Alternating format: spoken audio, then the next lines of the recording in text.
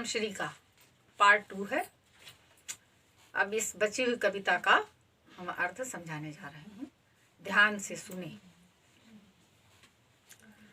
पीले मीठे अमरूदों में अब लाल लाल चित्तियां पड़ी, पक गए सुनहले मधुर बेर, अमली से तरु की डाल जड़ी। इसमें हमने आपको बताया था कि बसंत ऋतु का वर्णन है, यानी आजकल जो अब ये बसंत ऋतु ही प्रारंभ है, तो बसंत ऋतु में ही ये सब चीज़ें आती हैं और इसी प्रकार से सब फसलें जो है वो परिपक्व हो जाती हैं, पक्की होकर के तैयार हो जाती हैं।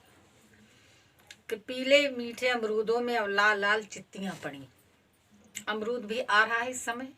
आपने देखा होगा कि अमरूद जब पक जाता है, पीला हो जाता है और उसके ऊपर लाल लाल चित्तियाँ पड़ी हुई होती हैं।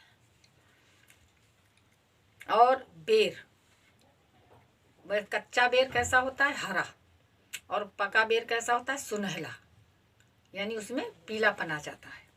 तो इस समय बेर भी पक गए हैं। अमली से तरु की डाल जड़ी। और आंवला, इस समय आंवला भी खूब मात्रा में आता है। तो आंवला जो है, उनकी डालें जो हैं आंवले से लदी पड़ी हैं। लह लह पालक मह मह धनिया, पालक लहलहा रही है, धनिया सुगंधित होकर के महक रही है। लौकी और सेम फली फैली, लौकी सेम, सेम की जो फली होती है, तो कहने सेम की बेलें खूब फैल गई हैं, उनमें खूब फलियां लदी हुई हैं। मखमली टमाटर हुए लाल, मिर्चों की बड़ी हरी थैली।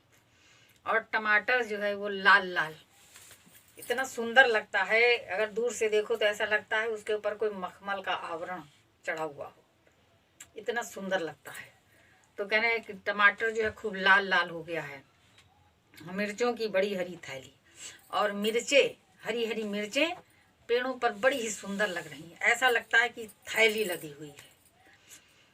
बालू के सांपों से अंकित गंगा की तरह सतरंगी रेती, सुंदर लगती सरपत छाई, तट पर तरबूजों की खेती। कहने बालू के खेतों, बालू के सांपों से अंकित गंगा की सतरंगी रेती। तो बालू की सांपों, जैसे जब गंगा जी की लहर आती है तो वो लहर यूं यूं करके आती है, तो जब लहर वापस चली जाती है तो रेत जहाँ पर जैसी पड़ी हुई है तो उसमें वही रेखा, टेढ़ी मेढ़ी रेखा बन जाती है और उसमें चमक भी होती है, रेत में चमक भी होती है। तो ऐसा प्रतीत होता है कि बालू के सांप बने हुए हैं। जो धारा आती है ना, धारा का जो चिन्ह है वो सांप की आकृति का बना हुआ, टेढ़ी मेढ़ी धार होती है।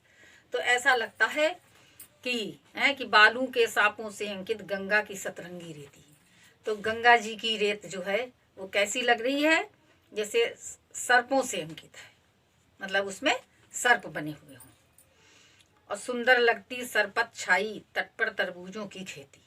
और गंगा जी के तट पर, यानी गंगा के किनारे तरबूज है, खरबूजे हैं, इस प्रकार की ही खेती, तरबूज की खेती बहुत अधिक होती है। तो सुंदर लगती सरपत छाई, और वहाँ पर ये सरपत जो है वो पतावर होती है जिसकी झोपड़ी बनाई जाती है। तो वो वहाँ पर झोपड़ियाँ बनी हुई हैं रखवालों की, जो खेती की रखवाली करते हैं। तो कह रही वो गंगा जी के किनारे पर जो वो सरपत से, यानी छप्पर से छाई हुई जो कुटिया बनी हुई हैं वो बड़ी ही सुंदर लगती हैं।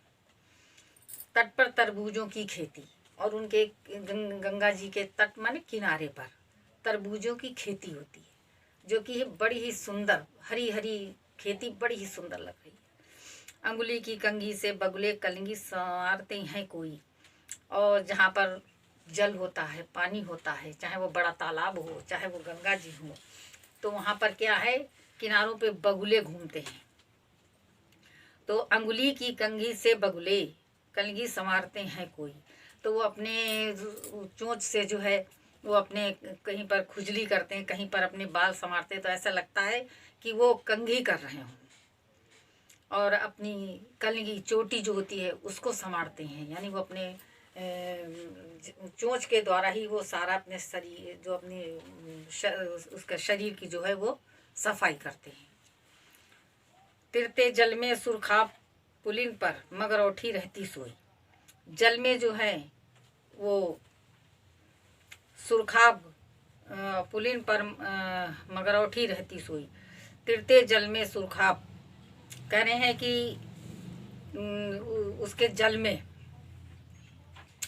गंगा जी के वहाँ पर पानी भरा हुआ है तो बगुले भी हैं और तमाम प्रकार के पक्षी जो हैं वो उसमें तैरते हैं।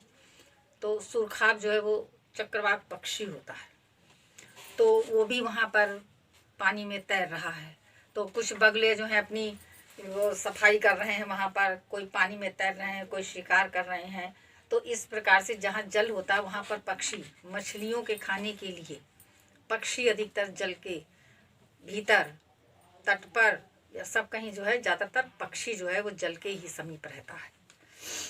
तो कह रहे हैं कि तिरते जल में सुरखाब पुलिन पर, तो वहाँ पर जो है चक्रवाक पक्षी जो है वो तैर रहे हैं। पुलिन माने किनारों पर, मगरौठी यानी मगरी यानी मगर जो है वो किनारों पर मगर धूप सेकते हुए हैं, सुस्त सोते हुए से दिखाई दे रहे हैं। हसमुख हरियाली हिम आतप सुख से अलसाए से सोए और भीगी अंधियाली में निष्की तारक स्वप्नों में से खोए। हसमुख हरियाली हिम आतप, तो कह रहे हैं कि इस समय मौसम कैसा होता है, न ठंडा होता है न गर्म होता है, यानी ठंड भी होती है और आतप माने गर्मी, तो गर्मी भी होती है। तो हसमुख हरियाली, तो इस समय हरियाली जो है बड़ी प्रसन्न होती है। तो हरियाली क्या, आदमी का मनुष्य का जो मन है वो भी बड़ा प्रफुल्लित होता है इस समय, क्योंकि इस समय का मौसम बहुत बढ़िया होता है, ना ठंडा होता है ना अत्यधिक गर्म होता है। तो इसमें पशु पक्षी मनुष्य है, फसलें, खेती, पेड़ पौधे सभी बड़े प्रसन्न होते हैं कि उनके अनुसार मौसम होता है। सुख से अलसाए से सोए भीगी अंधियाली में निष्की तारक स्वप्नों में से खोए। और जब अत्यधिक मनुष्य को सुख मिल जाता है तो उसको क्या है, आलस्य आने लगता है, नींद आने लगती है। तो इस समय जो है हल्का सा नींद का भी मौसम है, दोपहर को लगता है कि थोड़ा सो लिया जाए। तो ये मौसम बहुत ही अच्छा मौसम है इस समय।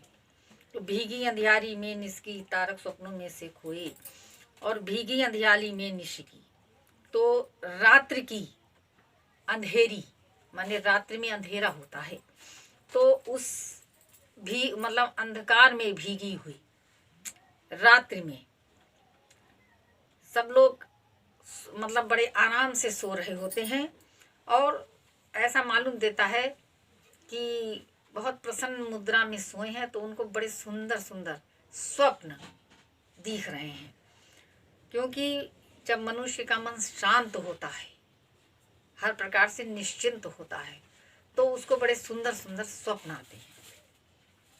मरकत डिब्बे सा खुला ग्राम जिस पर नीलम नभ आच्छादन, और कह रहे हैं मरकत माने मरकत मणि होती है। तो जैसे मरकत डिब्बे सा खुला गांव जो है वो उसमें इतनी चहल पहल है, इतना आनंद है कि जैसे मरकत डिब्बे सा खुला ग्राम में जो सब लोग जो रह रहे हैं तो वो लोग इस प्रकार से प्रफुल्लित हैं, इस प्रकार से खुश हैं, इस प्रकार से उनमें चमक है कि लगता है कि जैसे कोई मरकत मणि से भरा हुआ कोई डिब्बा हो। सब रंग बिरंगे परिधान पहने हुए हैं, सब बड़े पुलकित है। तो इससे ऐसा लगता है कि उनमें एक चमक आ रही है। पूरे गांव में जो है वो पूरे ग्राम में ग्राम श्री यानी ग्राम में जो है श्री आ गई हो, कांति आ गई हो। जिस पर नीलम नभ आच्छादन, और वो डिब्बा है, डिब्बे का ढक्कन होता है, तो डिब्बे पे ढक्कन लगाया जाता है। तो ऐसे ही उस ग्राम का ढक्कन क्या है, आकाश, नीला आकाश। तो ऐसा लगता है कि उस ग्राम रूपी डिब्बे पर नीला आकाश जो है वो आच्छादित माने ढका, नीले आकाश से वो ढका हुआ है। निरुपम हिमांत में स्निग्ध शांत निज शोभा से हरता जनमन, तो निरुपम है जिसकी कोई उपमा नहीं दी जा सकती है। हिमांत माने हिम का अंत, यानी जाड़े का ये अंत जो है इतना सुंदर है, इतना सुहावना है कि मौसम भी कैसा बिल्कुल स्निग्ध है, शांत है, वातावरण एकदम शांत है और मतलब उसकी कोई उपमा नहीं दी जा सकती, निरुपम है। निज शोभा से हरता जनमन, और अपनी इस बसंत की सुंदरता से हर एक के मन को हरण करता हुआ सा लगता है। सबका मन जो है वो बहुत प्रफुल्लित रहता है।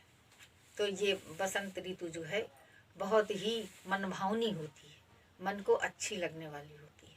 हर प्राणी, हर मनुष्य बड़ा सुख का अनुभव करता है। अब आज का पाठ यहीं समाप्त होता है।